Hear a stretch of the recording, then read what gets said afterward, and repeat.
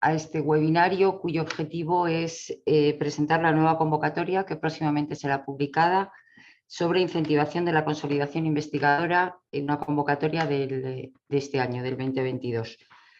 Mi nombre es Lourdes Armesto y soy la jefa de división de coordinación, evaluación y seguimiento científico-técnico y llevaré a cabo la presentación de esta convocatoria. Indicarles que toda la presentación y toda la sesión será grabada y tanto la presentación como la propia grabación de la sesión la tendrán disponible en la página web de la agencia a partir de mañana.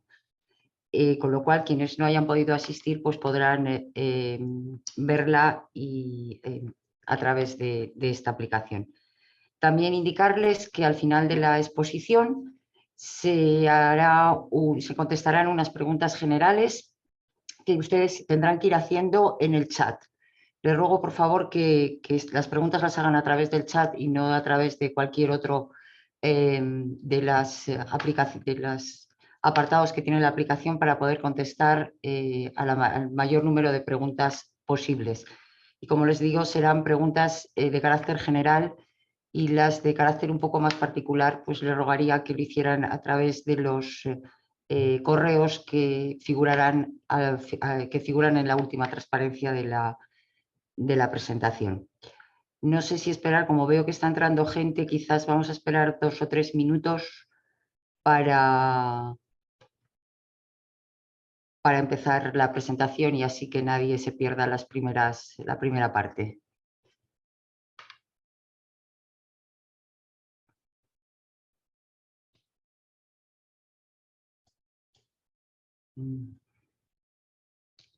Ahora no me deja compartir pantalla.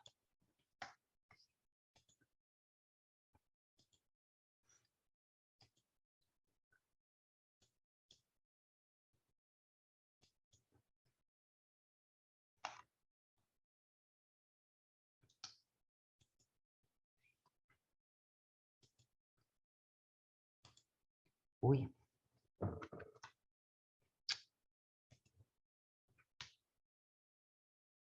Quizás vamos a ir empezando entonces, ¿no? Porque veo que ya se incorpora casi menos gente, entonces vamos a empezar.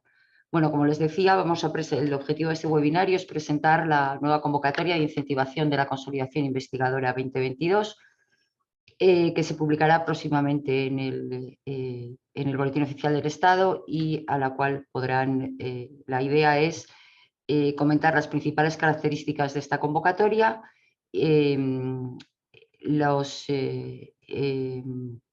por ejemplo, los gastos elegibles, etcétera, y todo lo que es el proceso de evaluación y seguimiento de cómo se va a llevar a cabo esta convocatoria.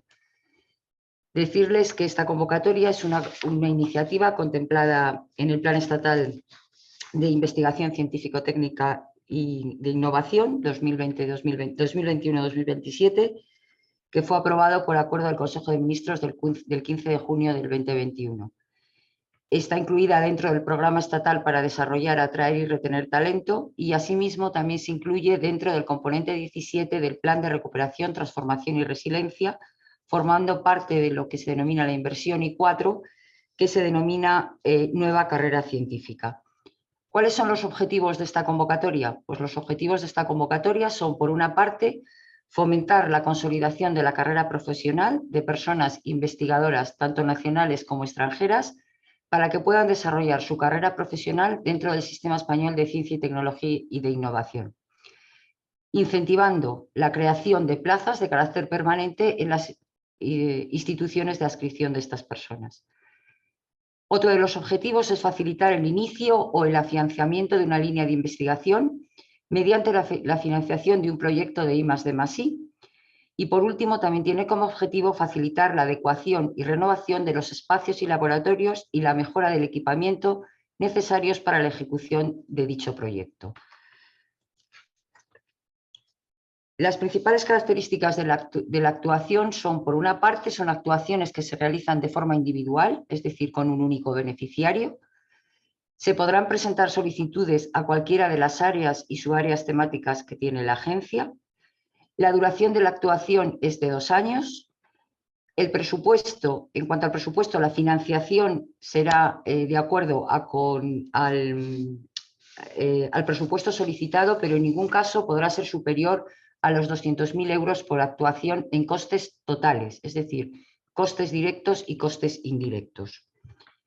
¿Qué actividades son financiables? Bueno, pues son fundamentalmente 3 actividades. Por una parte, el incentivo para la creación y cobertura de una plaza permanente en el área de conocimiento del o de la IP de la actuación, entendiendo como plazas de carácter permanente que deberán responder a una relación funcionarial o laboral de carácter indefinido o fijo y con jornada a tiempo completo.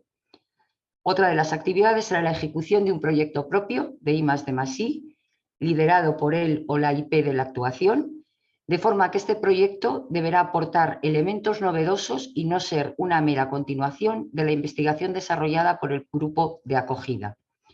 Y por último, también se pueden incluir actuaciones relativas a la adecuación de espacios, renovaciones de laboratorio y similares, necesarios para el inicio o el financiamiento de la línea de investigación del o de la IP de la actuación.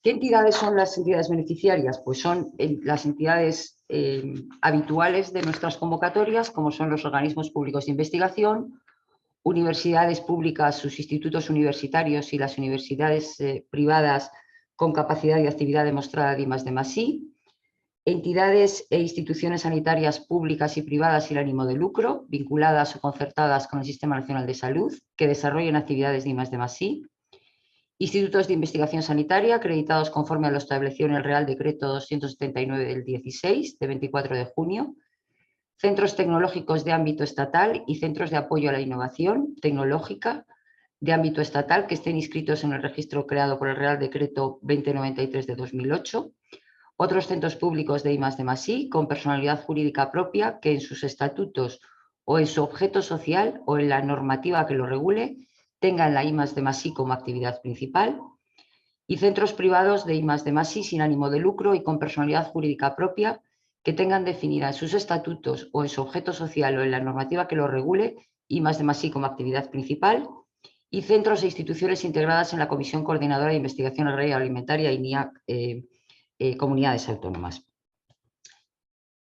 Indicar, como he indicado inicialmente, que esta convocatoria está financiada por el Mecanismo de Recuperación y Resiliencia de la Unión Europea, regulado según el Reglamento 2021-2041 del Parlamento Europeo y del Consejo del 12 de febrero del 21, por el que se establece el Mecanismo de Recuperación y Resiliencia.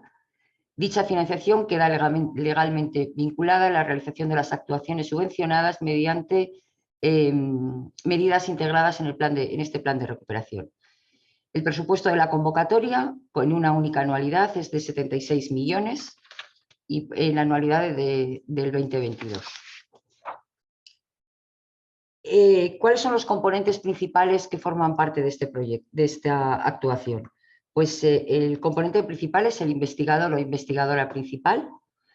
Los proyectos de I+D+I financiados en el marco de esta actuación serán liderados por una persona que actuará como investigador o investigadora principal y será responsable de los objetivos y tareas del proyecto.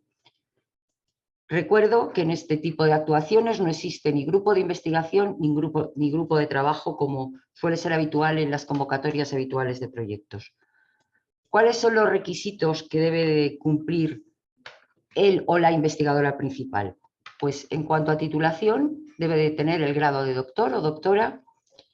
En cuanto a actividad científica, debe haber superado favorablemente la evaluación de su actividad investigadora conforme a los criterios R3, o bien estar en posesión del certificado I3, independientemente de la fecha de emisión, o bien haber iniciado los trámites para obtener la evaluación científica favorable I3, que les permita su obtención, la obtención de esta acreditación, en la fecha en la que se publique la propuesta de resolución provisional. Es decir, que hayan iniciado los trámites de solicitud, si bien no tengan en este momento la acreditación, pero esta acreditación deben de tenerla en el momento de la propuesta de resolución provisional. En cuanto a la vinculación, puedes participar o pueden ser investigadores principales investigadores o investigadoras sin vinculación o con vinculación temporal, en cuyo caso, durante el periodo de ejecución de la actuación, será necesaria la vinculación del o de la IP con la entidad solicitante a través de una relación funcionarial, laboral, etcétera, mediante la creación de una plaza permanente.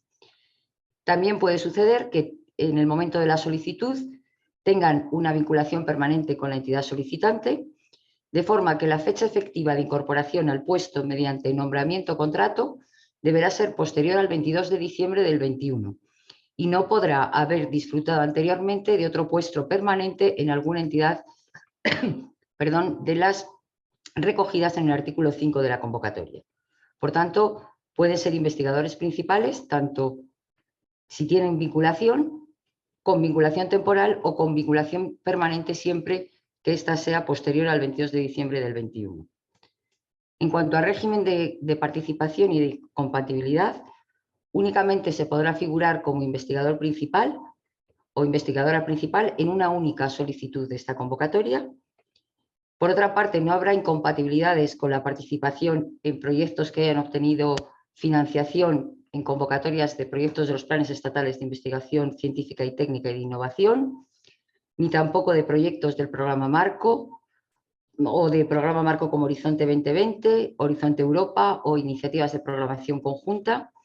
Tampoco es incompatible con la participación en proyectos de los planes regionales de I+D+I de las comunidades autónomas o en cualquier otra convocatoria, siempre y cuando se respete el límite máximo de horas año para cada categoría profesional establecido en el convenio laboral o equivalente de la entidad del o de la IP.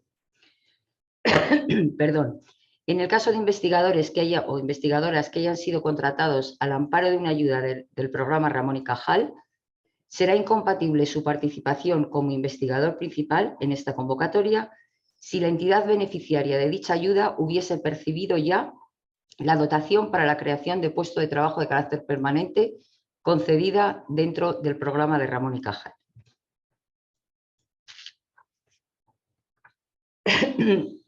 Haciendo una revisión rápida de cuáles son los conceptos financiables, indicar que hay tres grandes grupos de conceptos financiables. Por una parte está el incentivo a la consolidación, que es una cantidad destinada a incentivar la creación y cobertura de una plaza permanente en el área de conocimiento del o de la IP durante el periodo de ejecución de la ayuda. Esta cantidad no podrá superar el 100% del coste salarial de dicha plaza permanente correspondiente a una anualidad. Indicar que si la cobertura de la plaza permanente se produce antes, se produce antes del inicio del periodo de ejecución de la ayuda, no será elegible este concepto de gasto, de incentivo de consolidación. Los otros dos grandes grupos son los costes de ejecución del proyecto de I+D+I y los costes de establecimiento y o mejora de las instalaciones y equipos, que son gastos destinados a la adecuación de espacios, renovación de laboratorios y mejora del equipamiento necesarios para el inicio o el afianzamiento de la línea de investigación del o de la IP de la actuación. Indicar que este coste no podrá superar el 30% del importe justificado como costes de ejecución del proyecto. Asimismo, es importante resaltar que los costes indirectos únicamente afectan a estos dos últimos grupos de conceptos elegibles. Es decir, los costes indirectos serán el 21% de los costes de ejecución del proyecto y de los costes de establecimiento y o mejora de las instalaciones. No se incluirán costes indirectos al concepto de incentivo de consolidación. En cuanto a los costes de ejecución del proyecto de I+D+I, son los costes habituales de cualquier proyecto, como pueden ser los gastos de personal, gastos de movilidad, como gastos de viajes, dietas, seguros o visados, gastos de inmovilizado material, como adquisición, alquiler o arrendamiento de equipamiento científico-técnico, incluyendo el montaje, transporte, mantenimiento y reparación de estos equipos, el coste de adquisición de material fungible, costes de adquisición inmateriales, incluyendo programas de ordenador de carácter técnico, costes de uso de banco de datos, de uso y gestión de repositorios de datos de investigación y bibliotecas técnicas, costes de computación, costes de utilización de servicios centrales del organismo, de publicación y difusión de resultados, como pueden ser inscripciones a congresos, seminarios, conferencias y jornadas técnicas, costes de alquiler de salas, traducción, organización de conferencias, etcétera, y costes de solicitud de derechos de propiedad, asesoramiento, internacionalización, etcétera. Esto es un resumen de los de los costes más relevantes, pero les aconsejo que revisen el texto de la convocatoria donde puede figurar algún coste más.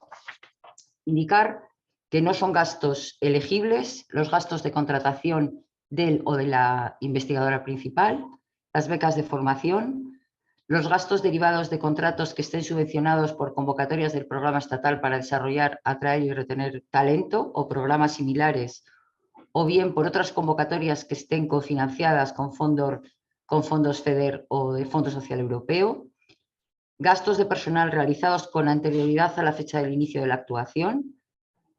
Tampoco son elegibles los gastos de material de oficina y fungible informático, y tampoco es elegible el IVA u otros impuestos indirectos análogos a dicho impuesto.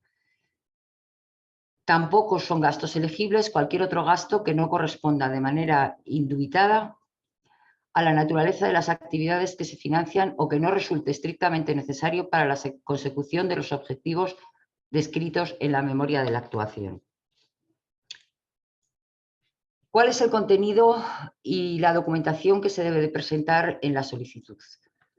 Bueno, en la solicitud, como en general la mayor parte de las convocatorias, existe un formulario electrónico al que hay que incorporar además una memoria científico-técnica y un currículum abreviado de las personas que de la persona que lidera la actuación de lo de la IP, en el modelo normalizado que figura en la página web de la agencia y que ya está a disposición de los posibles solicitantes. Resaltar que con carácter previo a la presentación de la solicitud, tanto él como la IP, así como la persona que ostente la representación legal de la entidad solicitante, deberán estar dados de alta en RUS, que existe un plazo único de presentación de solicitudes para las acciones a realizar por él o la IP y el representante legal de la entidad solicitante, que las entidades a las que pertenecen él o la IP deberán estar registradas en SISEN, salvo que sean extranjeras, en cuyo caso tendrán que ser declaradas en solicitud. La fecha prevista de apertura de solicitud es a principios de noviembre y el plazo de presentación de solicitudes previsto será de 3 semanas. Haciendo un repaso a cada uno de los apartados que hay que incorporar, tanto en solicitud como el resto de los documentos, voy a resaltar algunos de los apartados que me parece que son importantes para tener en cuenta. Dentro del formulario de solicitud, entre otras cosas, está una primera parte que son todos los datos referentes a la entidad solicitante, una segunda parte que se refiere al proyecto en el que se selecciona el área y subárea temática en la que se debería evaluar este proyecto, y un resumen en español y en inglés. Luego hay un apartado relativo a los datos del investigador o investigadora principal, que son datos académicos, situación profesional. En este caso será obligatorio incorporar el código ORCID, una pequeña reseña del currículum, que es recomendable incorporar esta información en inglés, y datos relativos a la actividad científico-técnica del IP, es decir, la evaluación superada, R3 o I3, o en su defecto en tramitación, y en su caso la fecha y si procede la cualificación cuantitativa que se haya tenido en esta acreditación. En el caso en que exista una vinculación con la entidad del o de la IP, pues habría que señalar la duración de esa vinculación e indicar si es permanente o temporal. Asimismo, hay que hacer una descripción dentro de la propia solicitud de las acciones que se llevarán a cabo para la creación y cobertura de la plaza permanente en el área de conocimiento de lo de la IP. Estas acciones que se llevarán a cabo durante el periodo de ejecución de la ayuda. Asimismo, hay que incorporar un análisis del cumplimiento de los principios de NSH, En aquellos casos en los que sea pertinente información sobre implicaciones éticas o de bioseguridad, así como la integración de dimensión de género en la investigación. Hay un apartado que se dedica a indicadores que nos permitan hacer una evaluación ex post y otros datos relevantes del proyecto. Y por último, la última parte de presupuesto, en el que es importante incluir la justificación de la necesidad de cada partida para la ejecución de la actividad. Es importante hacer un desglose y justificar esta necesidad.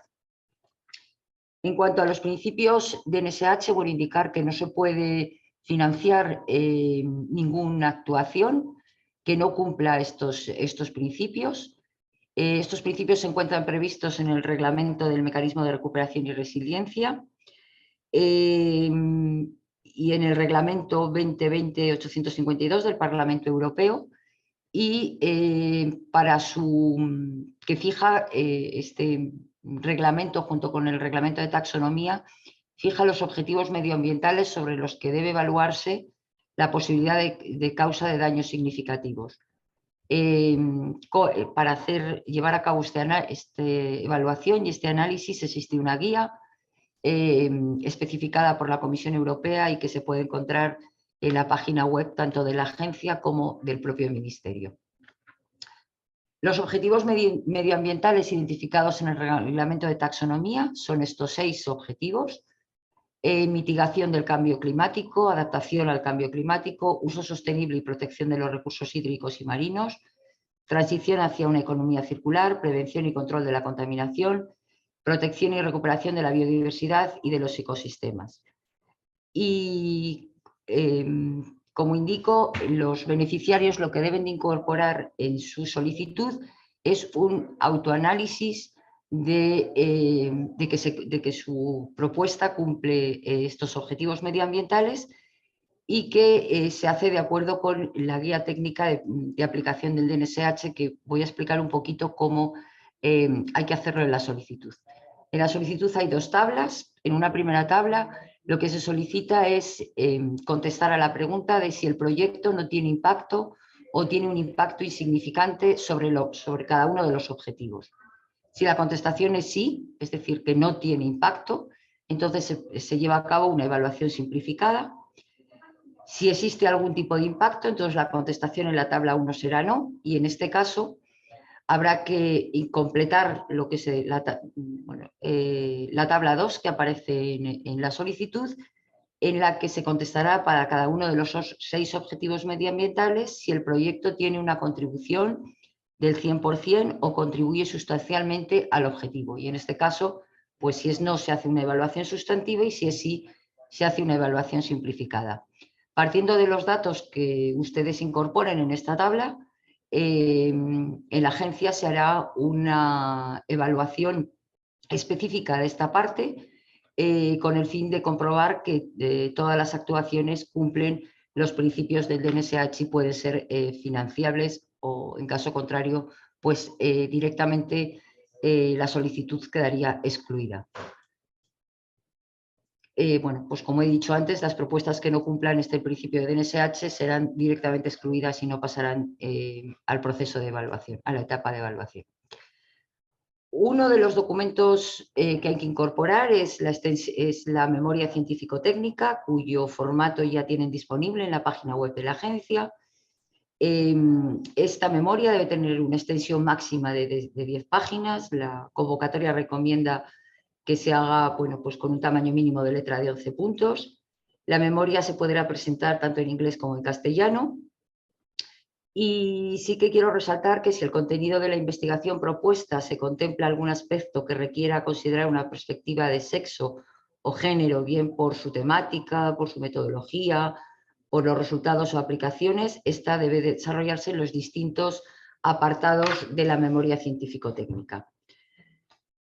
La memoria científico-técnica tiene una serie de apartados que figurarán tanto en la convocatoria como, les digo, en la propia formato que ya está disponible.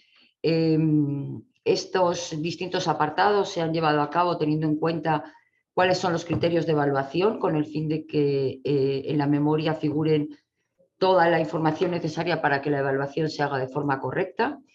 Y de este modo, pues hay un primer apartado que es la novedad y justificación de la propuesta, en la que se deberá incorporar cuál es una justificación y cuál es la contribución esperada del proyecto en la materia o en la línea de investigación propuesta, una descripción de la hipótesis de partida, la novedad e independencia de la propuesta en relación con la temática desarrollada por el grupo de acogida, así como ciertos resultados y contribuciones previas del IP que puedan avalar el desarrollo de la propuesta. El segundo apartado se refiere a los objetivos, metodología y plan de trabajo, en el que se solicita una descripción de los objetivos generales y específicos, enumerándolos brevemente, con claridad y precisión y de manera realista.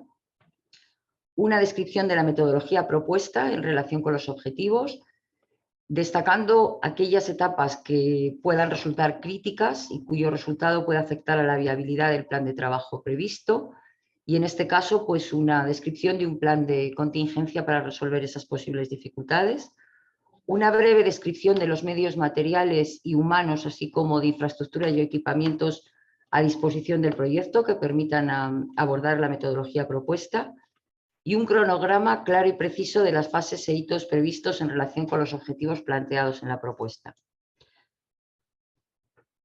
Hay otro apartado referente a la justificación del presupuesto solicitado, en el que se solicita una breve justificación de las diferentes partidas del gasto solicitadas para la ejecución del proyecto y una también breve justificación de la necesidad y actuaciones de mejora de instalaciones y equipos.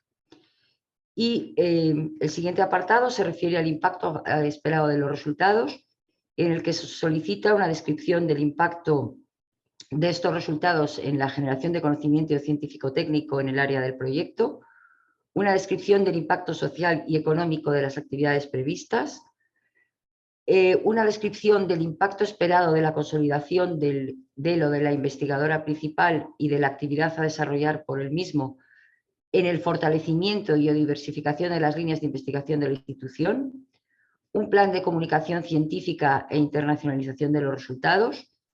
Aquí sí que quería resaltar que sería conveniente indicar aquellas previsiones de publicaciones o de congresos que piensen que va a tener mayor impacto los resultados del proyecto. Es importante destacar aquellas publicaciones que se vayan a hacer en acceso abierto. También es importante incluir un plan de divulgación de los resultados a los colectivos más relevantes para la temática del proyecto y a la sociedad en general. Un resumen del plan de gestión de datos de investigación previsto.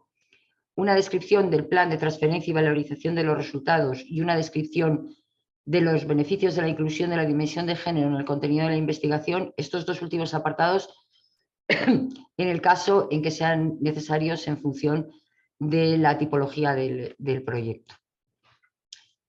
Y el último apartado de la memoria pues, se refiere a toda la parte relacionada con las condiciones específicas para la ejecución de determinados proyectos que figuran en el anexo 3 de la convocatoria y que si bien algunas de ellas pues, se incluyen en la solicitud, si es necesario incorporar mayor información, pues serían incluidas en este apartado. Otro de los documentos que se deben aportar junto con la solicitud es el CVA, cuyo formato, como ya les digo, ya está disponible. La extensión máxima de este documento no puede sobrepasar las 4 páginas. Es importante resaltar que se pueden incluir los méritos obtenidos en cualquier momento de la trayectoria científica, siempre antes de la fecha de cierre del plazo de presentación de solicitudes, lógicamente. Este documento tiene varios apartados. El primero de ellos se refiere a datos personales, en el que podrán ver que únicamente figura y es obligatorio rellenar el código ORCID. Han desaparecido el resto de los indicadores que había anteriormente. También resalto que hay un apartado A3 referente a la situación profesional anterior, y aquí es importante resaltar que en este apartado, en el caso en que sea necesario, y siempre para tenerlo en cuenta durante el proceso de evaluación, se podrán incluir todas las interrupciones de la carrera investigadora, de acuerdo con lo que indica el artículo 13.2b de la convocatoria y, bueno, pues como se indica en el propio formulario, habría que incorporarlo como meses totales.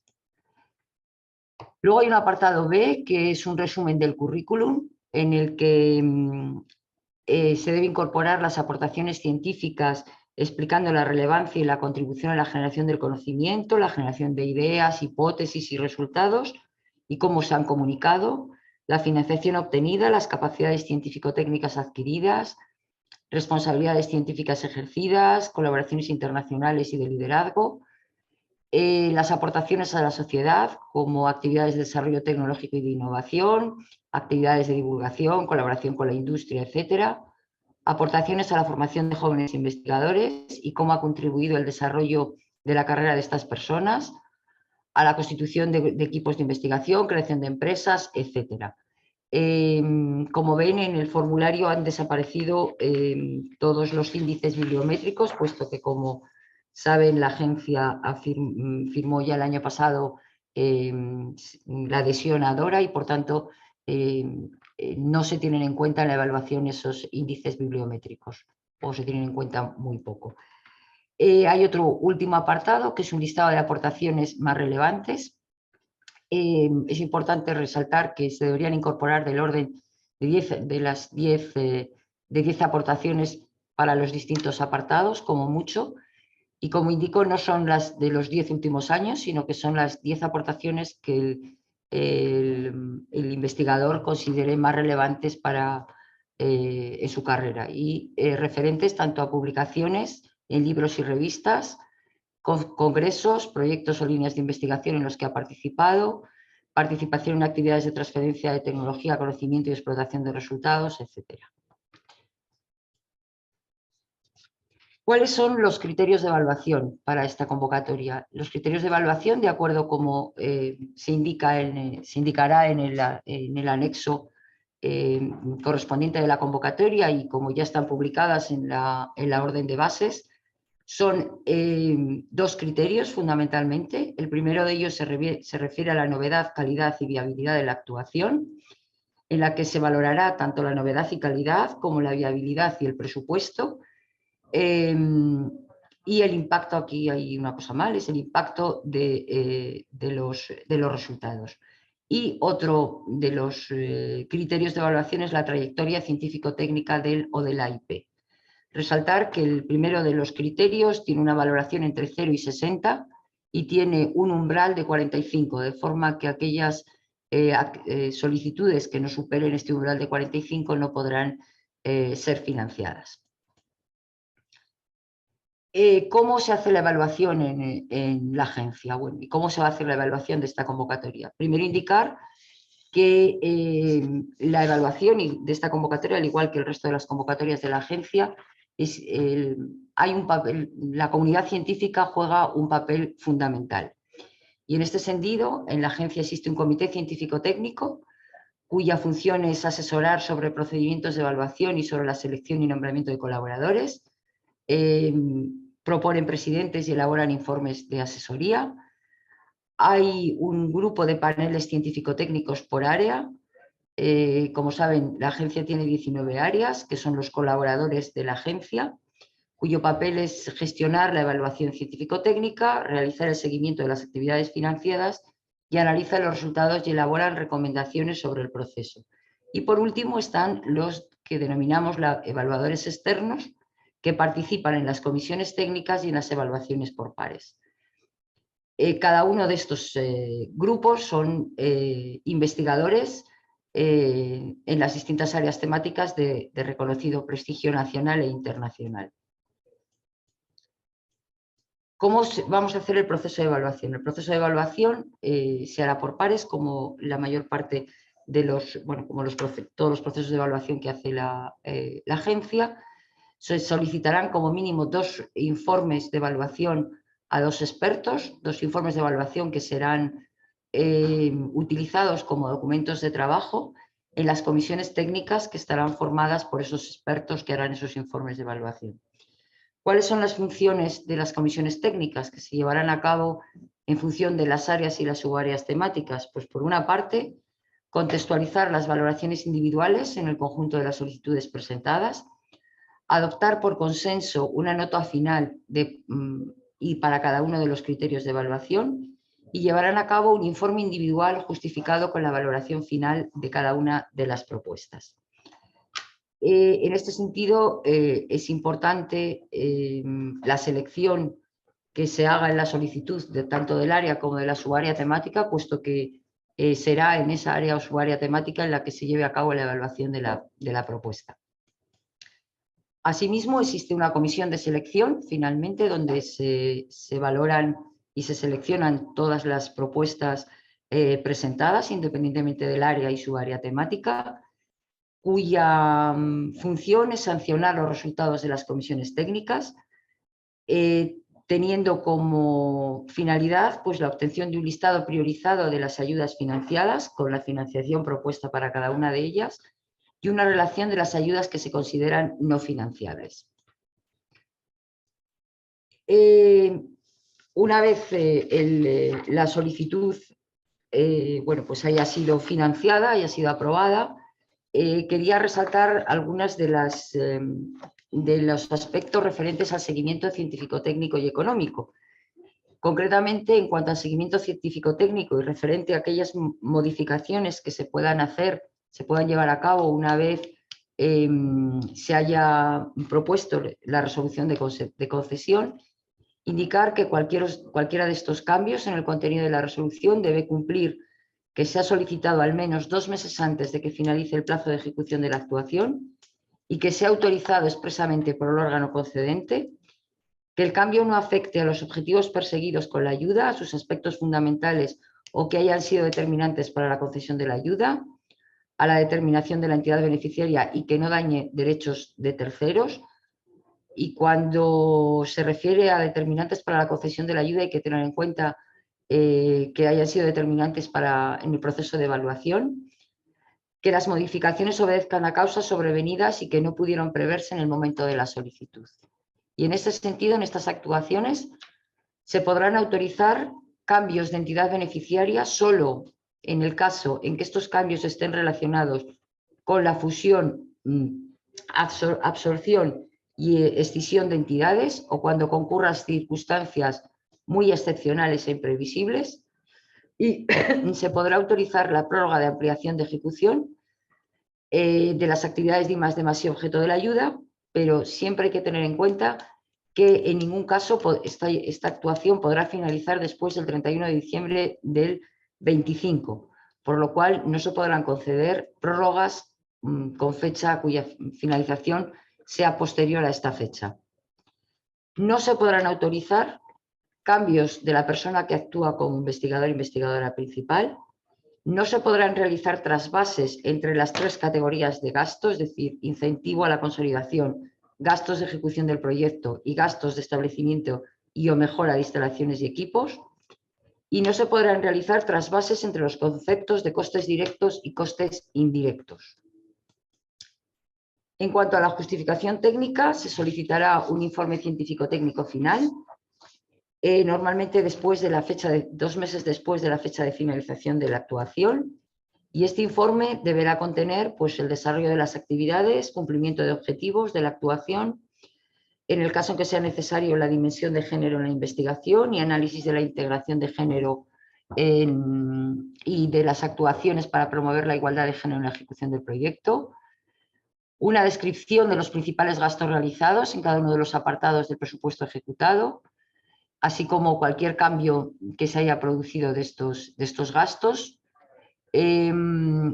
un apartado relacionado con el nivel de impacto científico-técnico de la actuación, así como del impacto socioeconómico de la misma.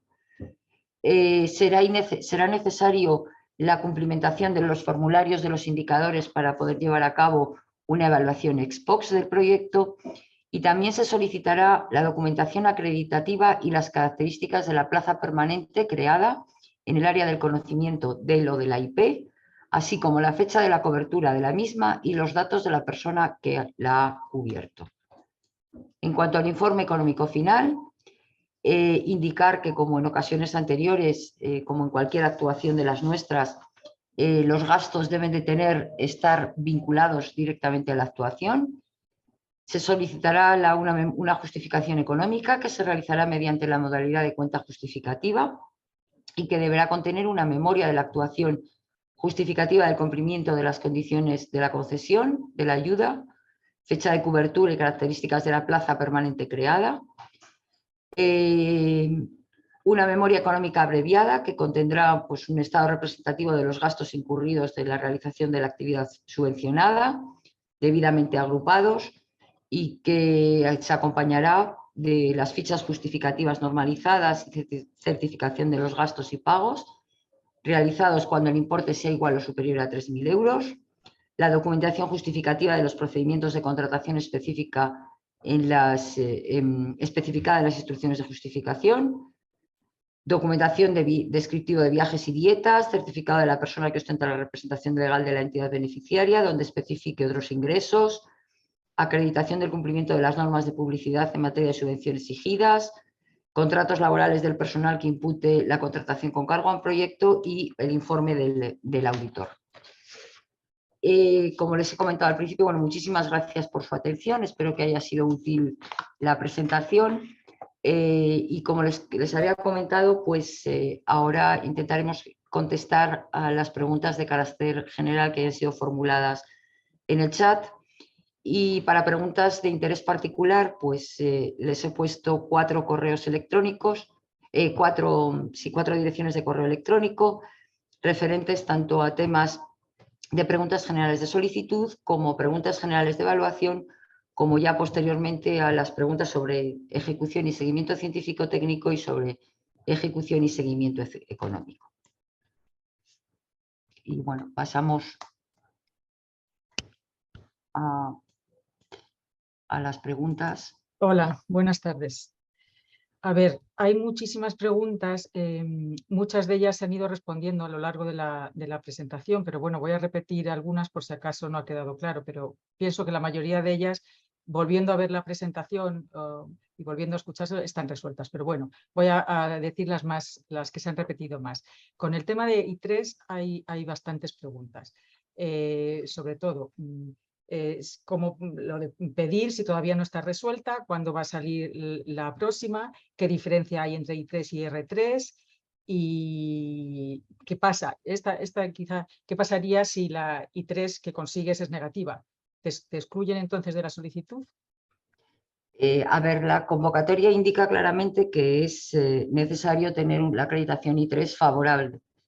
Entonces, en ese caso en que la I3 pues, fuera desfavorable, pues efectivamente, aunque la resolución provisional pudiera ser la ayuda financiada, pues dejaría de estar financiada, lógicamente. Entonces, a ver, ¿qué diferencia hay entre I3 y R3? Bueno, pues I3 se basa fundamentalmente en una serie de criterios de un Real Decreto de 2000, de un Real Decreto de 2015. R3 es una de las etapas de la carrera investigadora que propone la Unión Europea y que bueno, pues que habrá convocatorias no solamente nacionales, sino también internacionales. Hay distintas etapas y en concreto, pues para la valoración del R3, lo que más se valora es la independencia del investigador, ya no solamente el número de publicaciones, como pasaba con el caso de los I3, pero bueno, va a ser absolutamente semejante I3 que R3. La otra que me habías comentado, Sí, perdona, los Lucía. que dicen que lo han pedido pero todavía no lo tienen resuelto. A ver, bueno, pues como he indicado en la presentación, es posible presentar solicitud a esta convocatoria siempre y cuando tengas solicitado la acreditación I3 y siempre y cuando puedas tener pues, la resolución de la acreditación de esa I3 en el momento de la resolución provisional de esta convocatoria, que entiendo que será pues, como para el año que viene. También aunque también se ha dicho, pero bueno, por recalcar, los Ramón y Cajal también preguntan mucho, los que están en el segundo año si pueden pedir, los que están en el tercero, en el cuarto, en el quinto, y la compatibilidad de tener esta ayuda, por ejemplo, los que tienen también una Miguel Servet. A ver, esta ayuda, Ramón y Cajal, por ejemplo, los investigadores Ramón y Cajal, únicamente no podrán presentarse si ya dentro de la ayuda Ramón y Cajal ya han recibido la dotación correspondiente a la incentivación de su plaza. El resto podrán presentarse siempre y cuando tengan la acreditación I3 o ya la tengan o la tengan solicitada. En el caso de Miguel Servet entiendo que es exactamente lo mismo. Pregunta también sobre el modelo de la memoria, pero eso ya se ha dicho. Sí, el modelo de la memoria está en la página web y se puede encontrar en la página web dentro ahí ya está abierta la parte correspondiente a esta convocatoria, entonces si buscan consolidación investigadora, pues ahí podrán encontrar el formato, un breve resumen de las características de la convocatoria, el formato de la memoria y el formato del CVA. También pregunta si hay algún límite en cuanto al número de proyectos que puede presentar una entidad.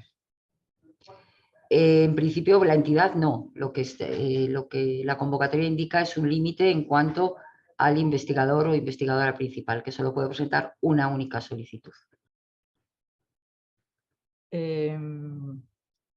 A ver, había otra pregunta que habla sobre los aspectos a incluir, los financiables. Si son 3 aspectos, sueldo, equipamiento, infraestructura, preguntan si se podrá solicitar solo, por ejemplo, para 2 de estos aspectos, no para los 3. Sí, claro, a ver, sí que es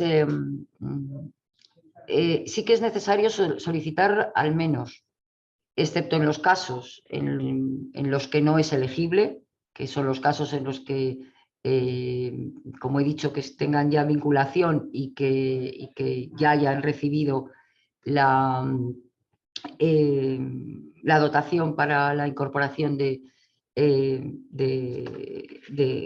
para la consolidación de la plaza, pues es necesario solicitar la parte de incentivación y la parte de presupuesto del proyecto. El apartado correspondiente a equipamiento y remodelación no es necesario solicitarla. Vale. Si no hace falta, si hace falta, pues sí, si no hace falta, pues no. También hay varias preguntas que se repiten sobre la compatibilidad con otras convocatorias, como otras convocatorias del plan estatal. Ahora mismo, como se indica en la propia convocatoria, no hay incompatibilidad con ninguna convocatoria de las nuestras. No hay ninguna incompatibilidad, como ya he indicado en la transparencia. La mayoría es que ya están en Bueno, exceptuando el caso de Ramón y Cajal que he dicho anteriormente. ¿Un ayudante doctor puede optar? ¿Una ayuda? Ayudante doctor, una persona que es ayudante doctor. A ver, puede optar siempre y cuando tenga la acreditación. Y como he dicho, puede tener vinculación, puede no tener vinculación, puede tener vinculación temporal. O sea que sí, si tiene la acreditación, no entiendo por qué no. Vale. Preguntan también, rescatado esta pregunta, ¿cuál es el plazo para que el centro estabilice al IP, si existe? Pues los 2 años que dura la ayuda. Hay personas que preguntan que cómo se hace esto de la estabilización. Bueno, pues eso tendrá que hablar con las distintas instituciones, ¿no? Es la institución la que tiene que hacer esa estabilización, pues bien, mediante un contrato indefinido o, bueno, o funcionario, etcétera. Es la institución la que lo tiene que hacer. Un extranjero que trabaja Perdona un minuto. No. Y esa cantidad referente a la incentivación irá a la institución. Vale. También pregunta si un extranjero que está en una institución extranjera puede optar. Sí, sí, sí. Vale. ¿La memoria se puede hacer en inglés? Sí. Preguntan también sobre el número de ayudas, si se sabe cuántas ayudas se van a conceder. Bueno, pues eso depende un poco también de lo que se solicite. Hay 76 millones y lo máximo que se puede dar son 200.000 euros. Entonces, bueno, pues si si todas las aprobadas se les asigna 200.000 euros porque piden todos los apartados, pues eso es. Preguntan también si hay alguna partida específica para investigadores jóvenes. No. Hay varias también que personas que dicen que no entienden, no queda claro qué es eso del grupo de acogida. A ver, aquí el investigador o la investigadora que va a ser responsable de los objetivos del proyecto tendrá que, bueno, pues se incorporará dentro de un grupo o a lo mejor hace una línea independiente. Entonces, lo que se trata es de que el proyecto que presenten en esta convocatoria pues no sea una continuación de lo que ha venido haciendo pues con el grupo que ha estado trabajando o con el grupo grande al que se va a incorporar. Es de eso de lo que se trata. Y aunque el proyecto no sea a continuación, ¿se penalizará que sean del mismo centro? No, a ver, no es que a ver, esto esa parte está relacionada con la evaluación científico-técnica de la actuación, no porque esté del mismo centro, ¿no? O sea, la cosa es que la idea es que bueno, pues no presente una continuación del proyecto del IP correspondiente que presentan las convocatorias habituales de proyectos. Preguntan, esto también ha quedado, está explicado en la presentación, pero bueno, si la fecha de vinculación permanente se puede ampliar por maternidad. La fecha de vinculación permanente, o sea, se puede ampliar el periodo de ejecución del proyecto, pues entiendo que sí. Preguntan también sobre el sueldo. ¿Cuál es el sueldo durante estos 2 años que dura la ayuda? A ver, esta ayuda en principio no tiene como objetivo la contratación del investigador. De hecho, no es un gasto elegible dentro del apartado de gastos de personal. Entonces, eso dependerá de la institución. A ver, veo que hay gente que sigue insistiendo con el tema del R3. Dice, ¿se puede presentar a alguien que solicite R3 este diciembre? Desde diciembre. Que solicite R3 este diciembre. A ver, para solicitar el R3 primero tiene que salir la convocatoria R3. Y entonces, lo que les pedimos es que lo hayan solicitado en el momento en que se abra la solicitud de esta convocatoria. Entonces, si no han solicitado el I3 o el R3 en el momento en que se abra la ventanilla de solicitud de esta convocatoria, no podrán presentarse. Preguntan también si el certificado I3 de hace más antiguo sirve o tiene que ser reciente. El I3 puede ser de cualquier fecha, como he indicado en las transparencias.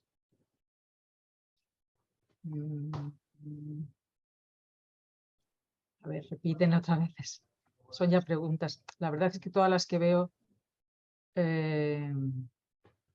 son repetidas. Hay gente que pregunta,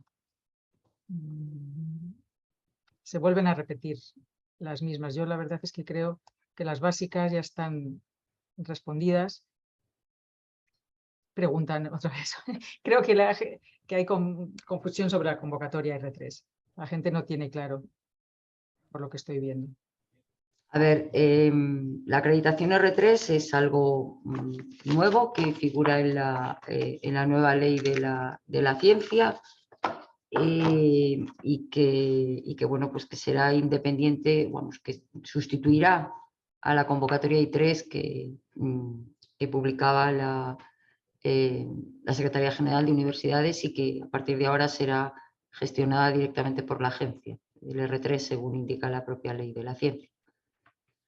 Esta es diferente, que si hay previsión de sacar otra convocatoria de consolidación investigadora en años posteriores. Sí, posiblemente el año que viene.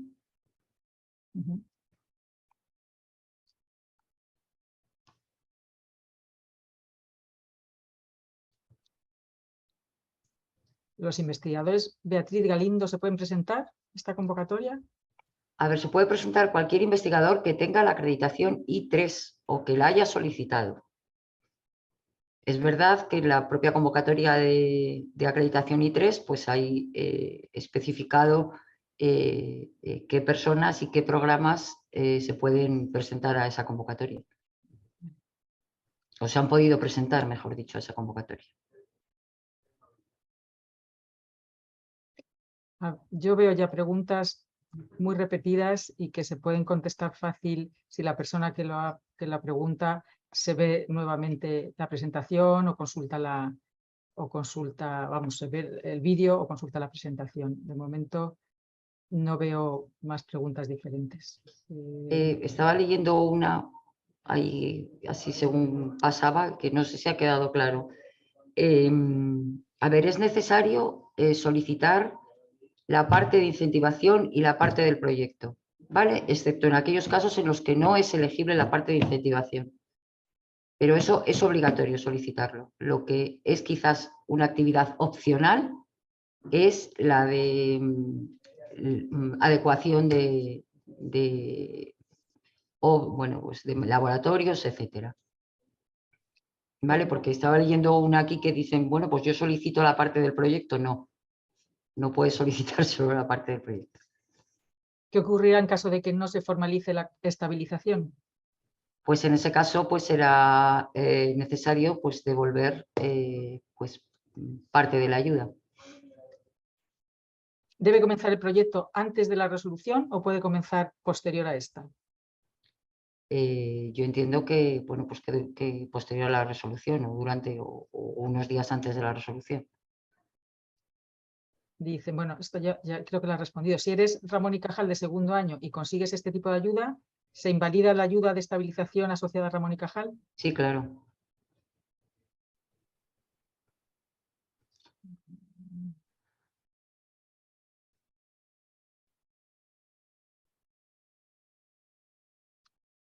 Son repetidas.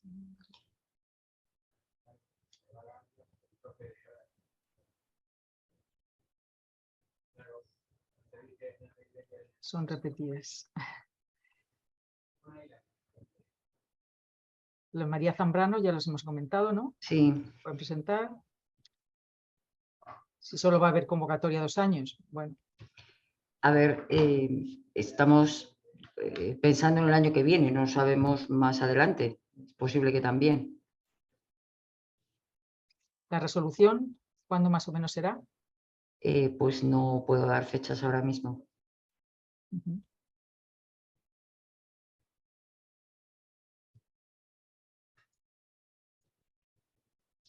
Hay gente que sigue preguntándole la estabilización, pero... A ver, pero eso es una partida que va directamente a la institución y que la institución deberá justificarla con la creación de la plaza.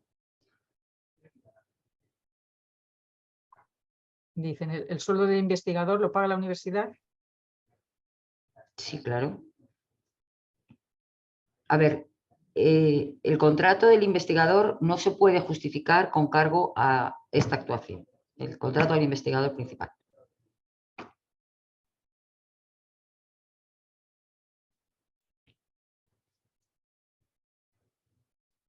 ¿El equipamiento es coste de amortización? No, el equipamiento es, o sea, el apartado de equipamiento es nuevo equipamiento o bien pues remodelación de laboratorios, etcétera. La parte de amortización de equipamiento tendría que estar dentro del concepto relacionado con el proyecto de I+D. Hay gente que pregunta sobre dónde poder consultar esta presentación. Ya se dijo que va a estar en la página web de Va a la... estar en la página web probablemente mañana. No nos da tiempo a incorporarla hoy, pero mañana estará. ¿Cuándo se resolverá la I3? Bueno, la convocatoria I3, como saben, no la gestiona la agencia. Nuestra participación en esa convocatoria es la de la evaluación. Indicar que, bueno, pues que ha habido mucho retraso en en la incorporación o en recibir por nuestra parte los expedientes. De hecho, todavía no tenemos todos los expedientes para poder realizar la evaluación. Entonces, cuando se resolverá, pues entiendo que nosotros no podemos decir cuándo, ¿no? Tendrá que ser pues la Secretaría General de Universidades que convocó la convocatoria. Pues yo en principio creo que mayoritariamente ya están recogidas las preguntas. Hay algunas a lo mejor que son muy concretas, pues se pueden hacer en el correo electrónico que venía al final de la presentación. Sí, Ya son ahí casos hay, particulares de personas que tienen una situación. ahí es, bueno, hay distintos correos, pues en función de que sea de la parte de solicitud o bien de la parte de seguimiento o bien de la parte de evaluación, pues se puede consultar a cada uno de los correos e intentaremos pues resolver las dudas a la mayor brevedad posible.